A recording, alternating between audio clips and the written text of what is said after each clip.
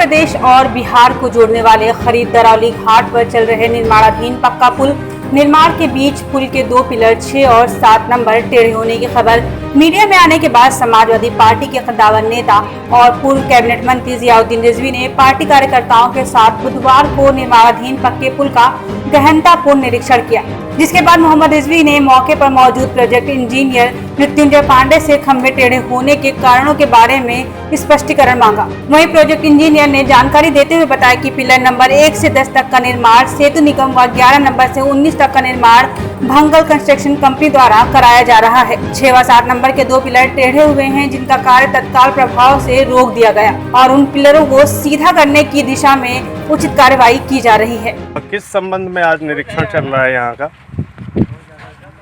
देखिए, ये पुल यहाँ की जनता की विशेष मांग पर अखिलेश यादव की सरकार ने हमारे प्रस्ताव पर इसको स्वीकृति प्रदान की थी 2007 में जी।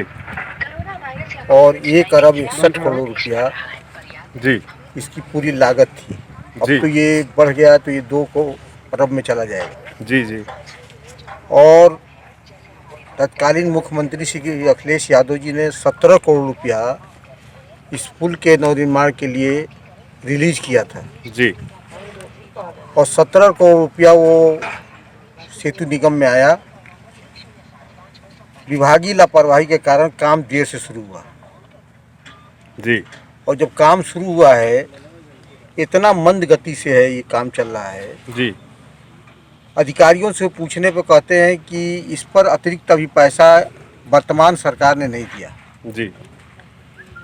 17 करोड़ रुपये के सापेक्ष जोगी जी की सरकार ने इस पुल पर अभी तक 1 रुपया नहीं रिलीज किया है। जी।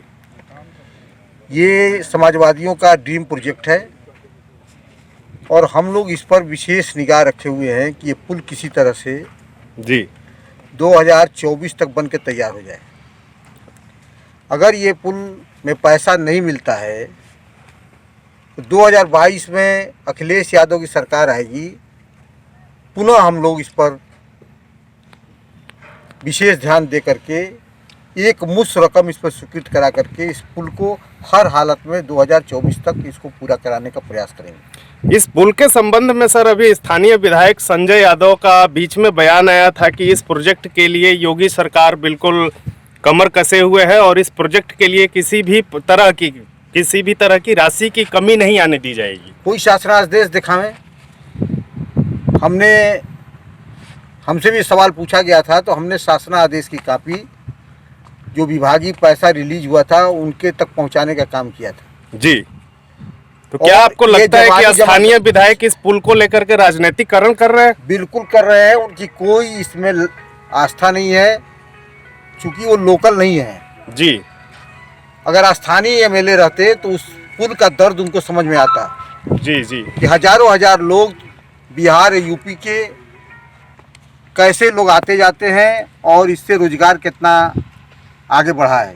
जी जी। हमने पीपा का पुल भी स्वीकृत किया था माननीय मुलायम सिंह यादव जी की सरकार में, उससे बहुत रोजगार यहाँ बढ़ा जी और लोगों का आवागमन सुगम हुआ।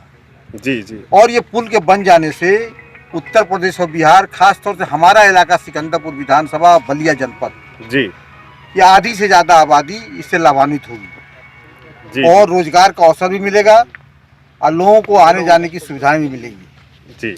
अब तो लोग ट्रेन पकड़ ले, बलिया ना जा करके दरौली यहाँ मैरवा पकड़ेंगे। जी। यहाँ ज़्यादा ट्रेनें चलती हैं और जितने दूरी सिकंदरपुर से बलिया जाने में जितना समय लगेगा, ये पुल से बन जाने से उससे कम समय में लोग मैरवा सिवान चले जाएंगे। ओके, धन्यवाद सर। आज मैं आया हूँ जो निरीक्षण करने। जी जी। मुझे पता चला अखबार के माध्यम से ही जी कि पुल जो खम्भे बन रहे हैं जी, वो खम्भे टेढ़े हो गए हैं। हमारी जिज्ञासा हुई, हमारे कार्यकर्ताओं की, सारे लोगों की जिज्ञासा हुई, आखिर पैसा इसमें लग रहा है तो खम्भे टेढ़े क्यों हो रहे हैं। जी। ये कोई साजिश तो नहीं है। जी जी। तो इसको मौके पर चल के देखा जाए। जी। आज हम प्रेस प्रतिनिधियों के साथियों के साथ, अपने सारे कार्यकर्ताओं के साथ जी आज मौके का निरीक्षण करने आए हैं और मैं देख रहा हूँ 3-4 खम्भे इस तरह की स्थिति में हैं अब आगे की क्या रणनीति अब होगी सर, आगे की- आपकी और आपके पार्टी की? आगे की रणनीति हमारी ये होगी, अभी हम इसकी वार्ता करेंगे सारे ऊपर के सेतु निगम के सारे बड़े अधिकारियों से, और लिखित मैं उनको दूंगा, और लिखित देने के बाद ये देखते हैं कैसे इसको ठीक कर सकते हैं। टेक्निकल स्रोत से हम भी पता लगाएंगे और इसको ठीक कराने का प्रयास किया जाएगा। अब तो बरसात आ गई, इसका काम अब बंद हो जाएगा, और बरसात बाद ही होना है, तो इसको कैसे तेजी आवे इसके लिए हम लोग प्रयास करेंगे। बलिया से केकेडी न्यूज संवाददाता कमाल खान की रिपोर्ट। रायगढ़ में प्राप्त जानकारी के अनुसार बुधवार की दोपहर Jindal steel and power limited में स्क्रैप कटिंग करते समय घटी एक घटना में डीजल टैंक फट जाने से वहां काम कर रहे 4 लोग झुलस गए थे। इनमें से 2 गंभीर रूप से घायलों की इलाज के दौरान आज दोपहर में मौत हो गई। दरअसल दुर्घटना में झुलसे हुए 4 लोगों में से 2 की हालत पहले से ही बहुत गंभीर बनी हुई थी, जिसके कारण उन्हें बेहतर इलाज के लिए राजधानी रायपुर रेफर किया गया था, जबकि 2 अन्य घायलों का इलाज स्थानीय जिंदल फोर्टिस हॉस्पिटल में किया जा रहा था। आज दोपहर करीब 1 बजे इस बात की जानकारी मिली कि दुर्घटना में गंभीर रूप से घायल 2 लोगों की मौत हो गई है। इस बात की पुष्टि जिला पुलिस अधीक्षक ने कर दी है। पुलिस ने मृतकों का नाम जैनम खलखो कन्हैया पोदार बताया है।